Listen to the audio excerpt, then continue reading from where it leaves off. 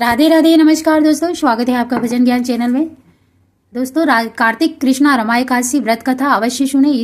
इसे एकादशी के दिन जरूर सुननी चाहिए।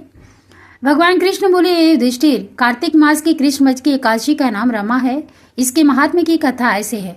मुचकंद नामक राजा सत्यवादी और विष्णु का भक्त था। उसकी कन्या का नाम चंद्रभागा था। उसका विवाह राजकुमार शोभन के साथ किया। शोभन का शरीर निर्बल था, श्रद्धा उसकी पूर्ण शक्तिशाली थी। एक दिन शोभन ससुराल में था और रमा एकादशी आ गई। मुचकंद राजा ने ढिढोरा पिटवा दिया, आज सब प्रजा का उपवास करना होगा। हाथी, घोड़े, ऊंट इत्यादि पशुओं को भी अन्न मत देना। राजकुमार शोभन मुनादी सुनकर पत्नी के पास गया और कहने लगा, मैंने उपवास किया तो अवश्य मर जाऊंगा, कहिए क्या किए जाए। पत्नी बोली, यदि उपवास की शक्ति नहीं है तो यहाँ से किसी दूसरे स्थान पर चले जाइए। शोभन ने उत्तर दिया, यह बात निश्चित है कि मेरे शरीर में उपवास की शक्ति नहीं है, परंतु श्रद्धा भक्ति मेरे मन में पूर्ण है। वह शिक्षा दे रही है, चाहे शरीर छूट जाए, व्रत को न तोड़ूंगा। अतः उसने रमा एकादशी का व्रत किया।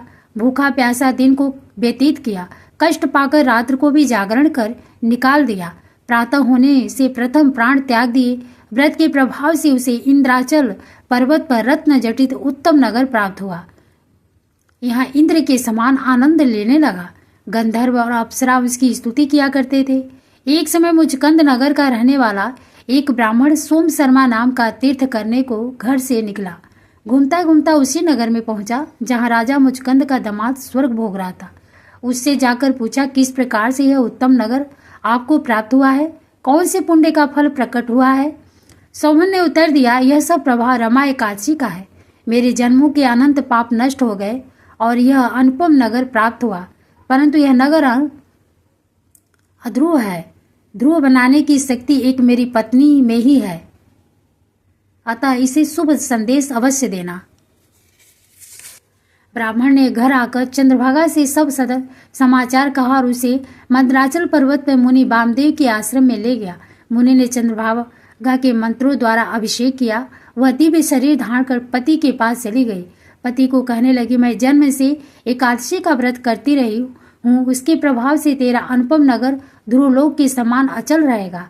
इस महात्म्य की कथा सुनने से भी विष्णु लोक मिलता है। फला इस दिन केले का सागर काम में आता है। राधे राधे, धन्यवाद। वीडियो अच्छी लगे तो लाइक करें, दूसरों को भी शेयर करें।